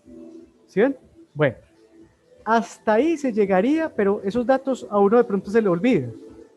Entonces, si nosotros solamente tuviéramos en consideración la tasa metabólica basal de los mamíferos y entendiendo que eso es una fórmula que fue adaptada inicialmente de humanos o para animales, digamos, con un metabolismo similar que los humanos, se crea una tabla, Allman crea una tabla que ha sido varias veces modificada y que podría ser más adelante seguir siendo modificada, que es esta, basado en un concepto también que se llama la tasa de requerimiento de mantenimiento de energía, que es básicamente la energía que requiere un organismo, pero basado en el metabolismo del mismo. Es decir, si es un reptil, pues hay que multiplicar la tasa metabólica basal por el metabolismo inferior en comparación a los humanos. Si es un ave, hay que multiplicar la tasa metabólica basal por un metabolismo superior en comparación a los humanos, ¿cierto? Bueno, ¿qué dice la ciencia hasta ahora? Está estipulado fórmulas para mantenimiento, fórmulas para crecimiento y fórmulas para gestación o lactancia en el caso de mamíferos pequeños. ¿Por qué mamíferos pequeños? Porque hablamos que los mamíferos grandes, sobre todo los grandes mamíferos africanos, pues son animales con metabolismos similares a los humanos y en proporción a su tamaño deben comer, digamos, energía similar a los humanos, ¿cierto? Bueno, los mamíferos pequeños casi que estarían incluyéndose todos los mamíferos, casi todos, no todos, pero sí muchos de los mamíferos nativos silvestres colombianos. O sea, gran parte de los nativos silvestres colombianos estarían en ese grupo. ¿Qué dice estas fórmulas? Que para alimentar, por ejemplo, un tití cabeciblanco, como es un mamífero, si es un tití adulto ya, si por ejemplo ya no tiene que crecer más y está en mantenimiento, en confinamiento, porque recuerden que muchos animales silvestres no se pueden liberar a vida silvestre, entonces cuando no se liberan por problemas médicos, problemas nutricionales o problemas comportamentales, se tienen que ir a zoológicos. Los zoológicos son el último fin para muchos animales que no se pueden liberar nunca más a vida silvestre. Y se les da una segunda oportunidad, que es servir como una biblioteca viviente para que la gente aprenda. ¿Correcto? Bueno. Entonces, en zoológicos, por ejemplo, los tití cabeciblanco en encierros se alimentan con tasa metabólica basal multiplicado por 2. Si este es un tití cabeciblanco, por ejemplo, en crecimiento, si este fuera un tití cabeciblanco en crecimiento, se multiplica por 3, es decir, es un adolescente, tiene que comer mucho, ustedes saben que los adolescentes comen muchísimo, y si es una mamá, no es el bebé, sino la mamá lactante o gestante en el último tercio, y digo en el último tercio es cuando usted se da cuenta que está preñada, porque muchas veces los animales silvestres ocultan las barriguitas. Entonces en zoológicos, cuando uno se da cuenta que un animal está como, uy, ese animal está como un poquito preñado, es porque ya casi va a parir. Ahí ese es el momento, usted le tiene que dar casi que alimento a voluntad, ¿cierto? Bueno. ¿Cuáles son las aves paseriformes, muchachos? Las aves paseriformes son las aves que nosotros vemos en los parques, en el día a día, en todos lados. De las 2.000 especies colombianas, hay más o menos 1.500 especies que son paseriformes. Son todos esos pajaritos pequeñitos que nosotros vemos habitualmente. El sinsonte, el turpial, el mochuelo, el toche, el azulejo, el cardenal, el canario, todos esos bichitos, ¿cierto? Bueno, ¿cuáles no son paseriformes? Las aves rapaces, las galliformes, las gallinas y los pauxiles no son galliformes. Los citácidos, como por ejemplo loras, guacamayas, cacatúas, no son paseriformes, ¿cierto? Bueno, las aves paseriformes tienen metabolismos más acelerados, ellas tienen que comer casi todo el día y hay una serie de diferencias en los recintos donde ellas permanecen. Hay algunos aviarios que son muy grandes, hay algunos aviarios que son más chiquiticos, entonces si son aviarios muy grandes, hay que darles mucha comida. Si son, por ejemplo, jaulas muy chiquitas, porque lastimosamente me ha pasado, cuando me han llegado, por ejemplo, decomisos de 200 pajaritos y en un CAP hay 3 o 4 jaulas para 100. Los otros 200 pajaritos me toca mantenerlos en jaulitas chiquiticas, esperando algunos días para poderlos ir ubicando a través del tiempo. Entonces, mientras están en esas jaulitas chiquiticas, yo les tengo que dar una dieta muy bajita, energéticamente hablando, porque el problema es que se me pueden engordar y las aves si se engordan, esa musculatura pectoral encima se llenan de grasita y se pierde la capacidad de vuelo. Se atrofia esa musculatura pectoral y se básicamente cambia por grasa. Bueno, entonces en aves paseriformes, en aviarios grandes, se maneja tasa metabólica basal por 8. Pero si fuera, por ejemplo, un aviario más pequeño, no tan grande, sino que es un aviario donde el animal puede aletear unas 2 o 3 veces y mucho, de manera subjetiva, esto no es objetivo, esto es subjetivo, tratando el médico veterinario zootecnista de emular más o menos cuánto se pueden comer, puede usted bajarle a 5, 4. Esto generalmente es subjetivo. 4 se maneja cuando es un pajarito que está en una jaula, cuando el pajarito no puede volar. 8 se maneja en grandes aviarios, para que me entiendan. ¿Listo? Es decir, se tiene que multiplicar por mucha más energía. Y en el caso de aves no paseriformes, por ejemplo, en loros que están en aviarios, por 3, y en loros que están en jaulas diminutas que no vuelan, por 2, para que no se engorden. En crecimiento y en gestación no hay nada escrito sobre esto que yo conozca todavía que pueda ser utilizado como plausible para su enseñanza. O sea que en crecimiento y en gestación se aplicarían estos mismos dos conceptos para aves paseriformes y aves no paseriformes. Recuerden que las aves, pues cuando están chiquitas, reciben regurgitación engluvial los primeros días de vida, pero ya de ahí en adelante ellas muy rápidamente comienzan a alimentarse por sí solas.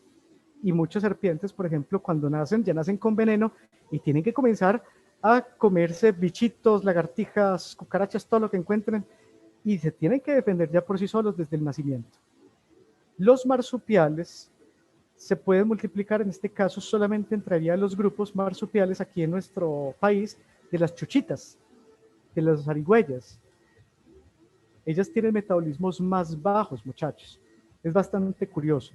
Por eso es que ustedes han visto que cuando ellas van a ser atacadas se hacen las muertas. Y resulta que uno, cuando le toca, por ejemplo, con un ofonendo, no hay frecuencia cardíaca y respiratoria. Y pueden estar muchos minutos sin frecuencia cardíaca y respiratoria. Bajan mucho el metabolismo, muchachos. Eso es fascinante. Entonces, en marsupiales se puede multiplicar tasa metabólica por 2 o hasta por 0.75, dependiendo de la especie. Bueno, y en reptiles, muchachos, se multiplica por 0.2. ¿Por qué por 0.2? Porque cualquier cosa que usted multiplique por 0.2, ¿qué pasa si lo multiplica por 0.2?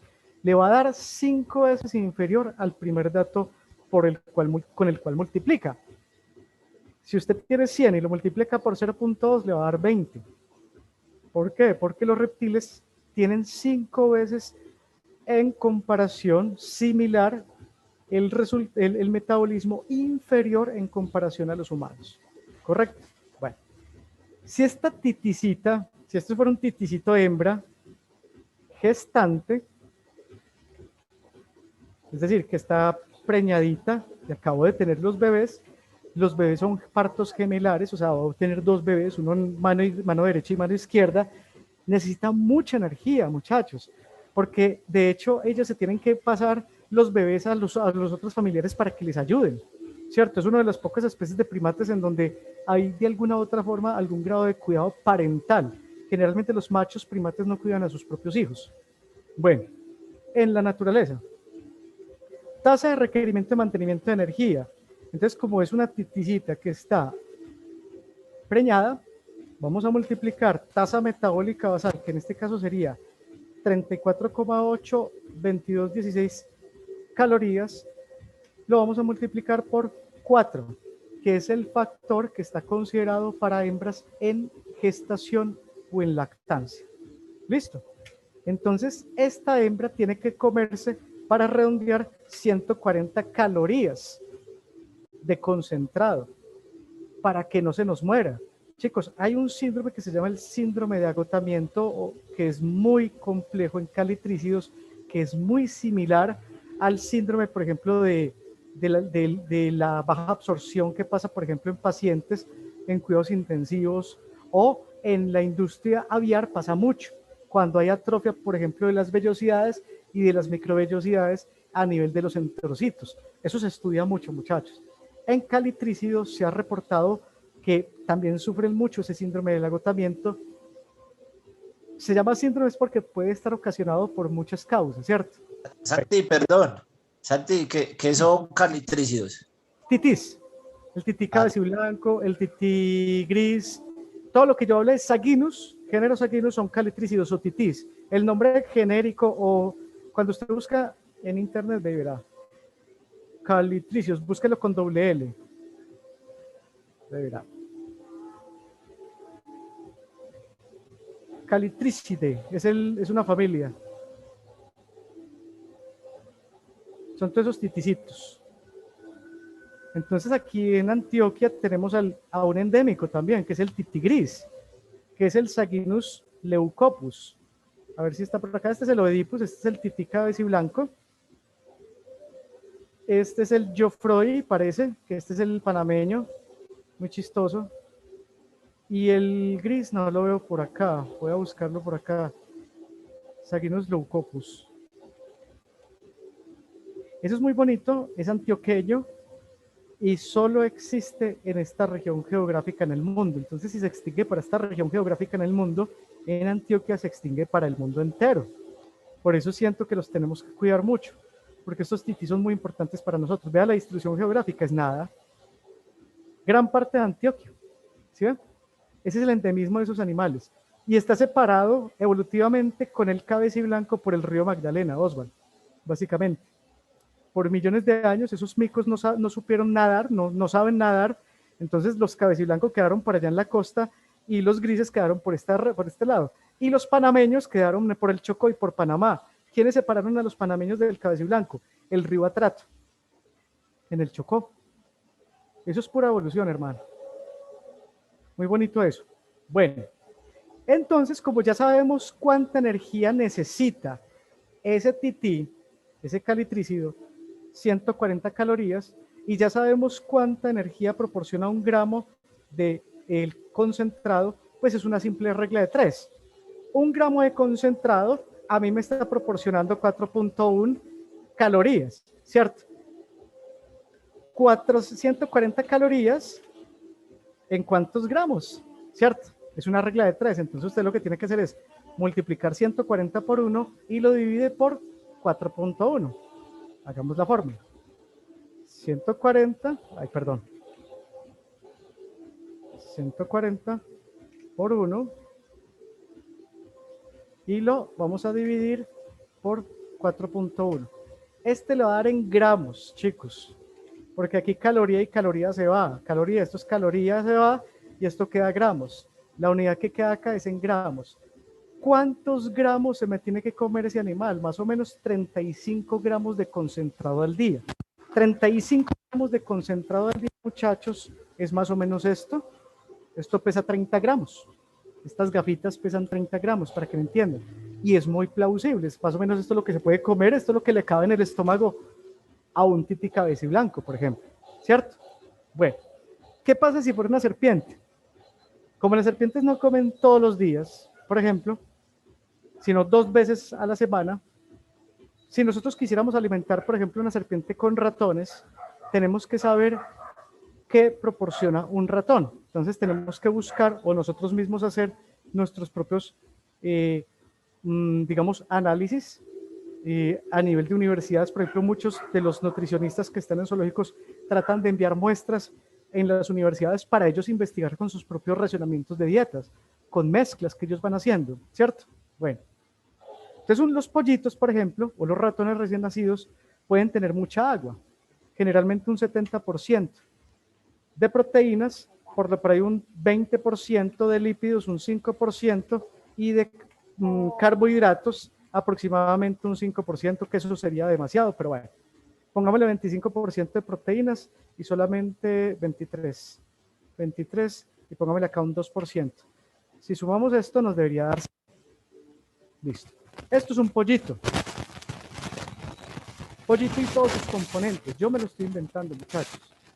Pero esto es lo que ustedes tendrían que venir a analizar a nivel de nutrición de zoológicos. Tasa metabólica basal para una serpiente. Un momento, ¿qué le pasa a este pecado?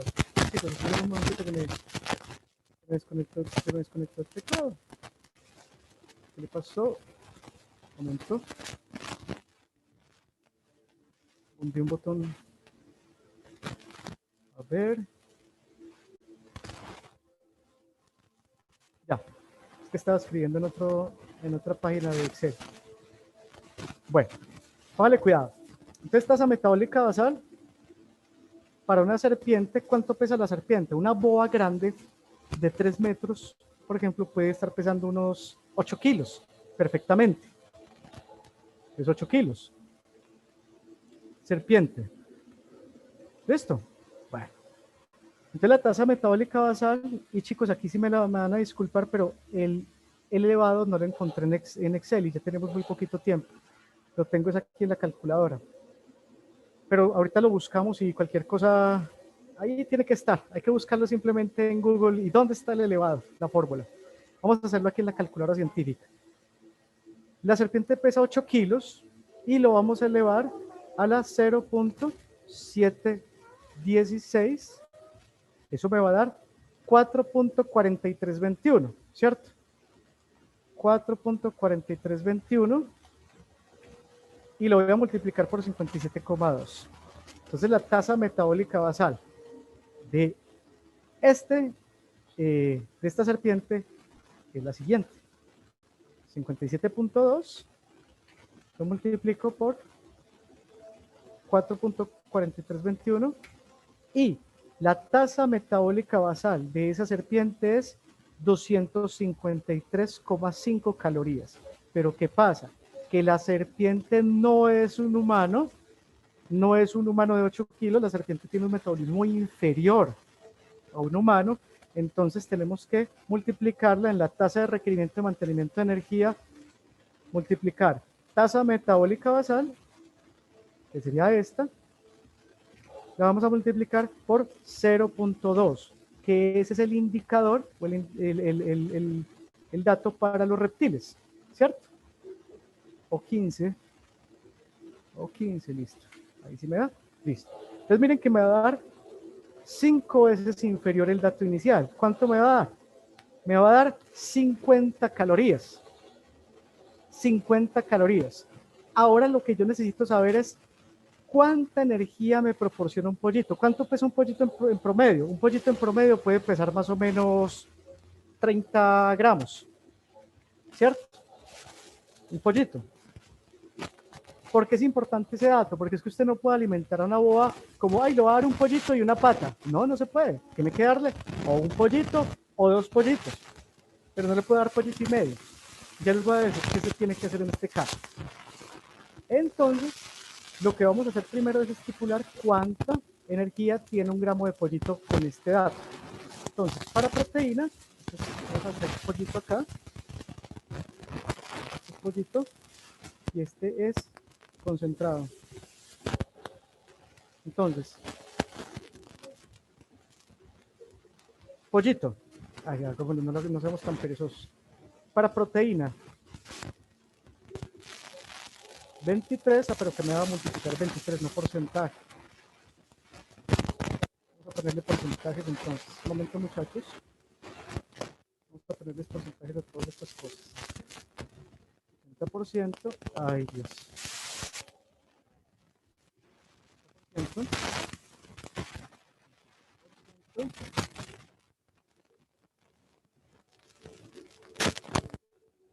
5% y 2%. Listo. Entonces miren que aquí uno es el 100%. Bueno, entonces lo que yo voy a hacer acá es, para proteína multiplico 23% por 4. Para carbohidratos multiplico 2% por 4. Y para lípidos 5% por 9.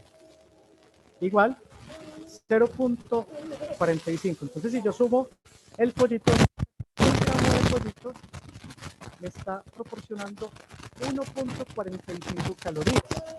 ¿Correcto? Como el pollito pesa 30 gramos, entonces lo que yo tengo que hacer es simplemente 30, pues a multiplicar 30 por 1.545 calorías y ya, eso es todo. ¿Por qué? Porque el agua que está acá básicamente no suma energía, lo que suma energía es esto que está acá, ¿cierto? Los gramos del pollito. Bueno. Entonces, pero un momento, en este caso, bueno, sí, vamos a hacerlo así. Porque estamos sacando la energía solamente de lo que es importante en este caso. Vamos a multiplicarlo por 30. Un pollito, 30 gramos por 1.45.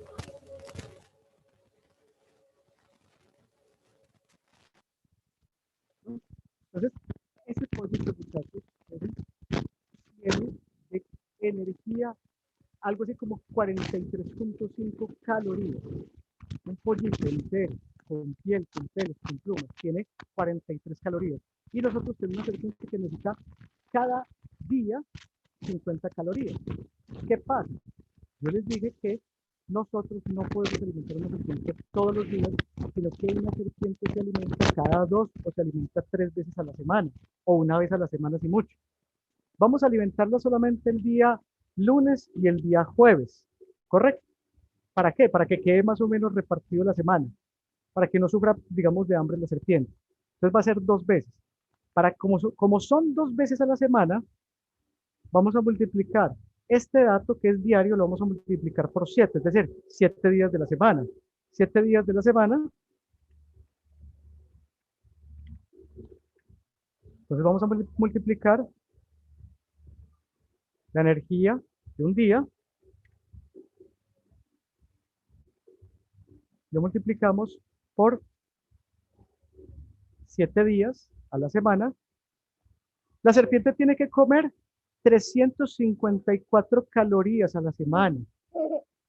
Pero resulta que como no come una vez a la semana, sino que le vamos a dar 2 veces a la semana, entonces yo voy a dividir 354 en 2. Es decir, cada vez que le vaya a dar alimento, yo le tengo que suministrar la mitad de 354, que es lo que se me gasta en una semana esta serpientica. Es decir, 177 calorías. Esto es lo que necesita el lunes. Y esto es lo que necesita. A ver. En un segundo. Acá me está haciendo una autosuma sin querer que me haga autosuma. Pegar valores. Listo. Pues, por ejemplo, este sería lunes y este sería jueves. Listo. 177 calorías el lunes y 177 calorías el jueves. Pero como nosotros no alimentamos en caloría de ratón, de pollito, ya sabemos cuánta caloría tiene un pollito. Entonces, un pollito, es una regla de 3, tiene 43.5 calorías, 177.46 calorías en cuántos pollitos, ¿cierto? Es una simple regla de 3. Entonces lo que vamos a hacer acá es 177, lo multiplicamos por 1, porque es un pollito, y lo vamos a dividir sobre 43, que es la energía de cada pollito. La respuesta son 4 pollitos. O sea que al animal hay que darle el lunes 4 pollitos y el jueves 4 pollitos. Esa es la diferencia en reptiles con respecto, por ejemplo, a mamíferos. ¿Listo? Miren que no es tan difícil el asunto. Bueno.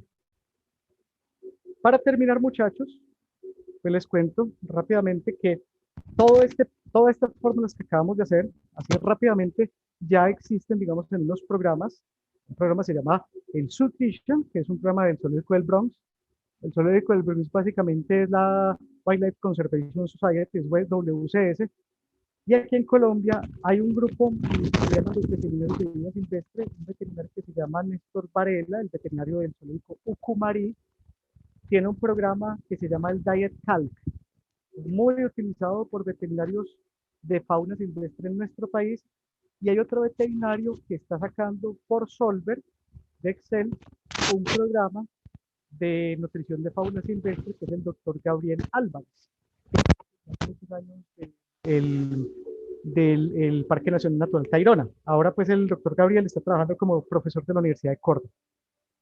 Y bueno, muchachos, ese es básicamente, estos son el programa, este es el Subtrition. Entiendo, es un programa que es viejito, pero yo quiero que ustedes vean con un pantallazo que ustedes pueden, por ejemplo, llenar el programa, por ejemplo, con productos locales, con requerimientos locales, miren, todo, magnesio, por ejemplo, fibra cruda, cobre, calcio, biotina, sodio, selenio, de todo lo que ustedes quieran.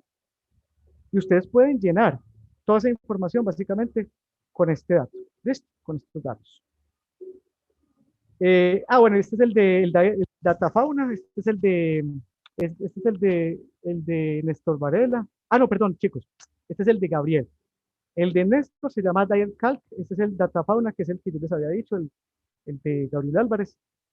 Entonces, son programas que zootecnistas que trabajan con esto terminan haciendo y que ellos mismos terminan vendiéndole, digamos, a colegas para hacer sus propios programas, digamos, de diseño de manejo de dietas.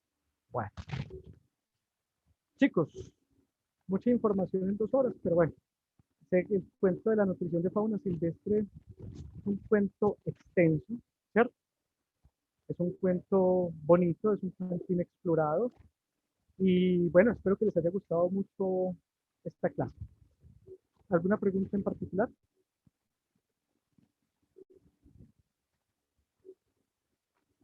Bueno, si no hay preguntas, entonces, pues ahí hablaremos con Osvaldo para dejarles entonces un ejercicio, ¿cierto? Osvaldo, como siempre. Sí, porfa, para ponerles un ejercicio y lógicamente hoy es un tema de parcial. Y yo aprovecho, Santi, para agradecerte. Muchas gracias por la charla, hermano. Yo espero que haya quedado muy claro. Lo que pasa es que estos pelados no preguntan nada y menos virtual. Sí, es un problema en muchos grupos. Sí, sí, sí. La clase se está grabando en este momento. Seguro, digamos, cuando se maneja ahí con el cuadro Excel queda mucho más claro el asunto, ¿cierto? Que en un tablero. De pronto ya hay algunos estudiantes, de pronto Mariana ya pasó por el curso de rehabilitación o de fauna, no sé, Daniel Elías tal vez también. Entonces sí, de pronto hay unos 2 o 3 que sí los reconozco muy bien y hay otros que sí de pronto esta clase es nueva para todos. Entonces mucha suerte con eso. Santi, muchas gracias. Dale, Osvaldo. Un abrazo para ti, para todos. Un abrazo para todos. Y la clase queda grabada, yo se la paso a Osvaldo en un link de Drive. Apenas quede grabada, yo se la paso por el WhatsApp. Osvaldo, ¿listo? Listo, gracias. Hasta luego, muchachos. Feliz tarde para todos. Gracias, profes. Chao. Hasta luego. Chao. Chao, Carlos. Gracias.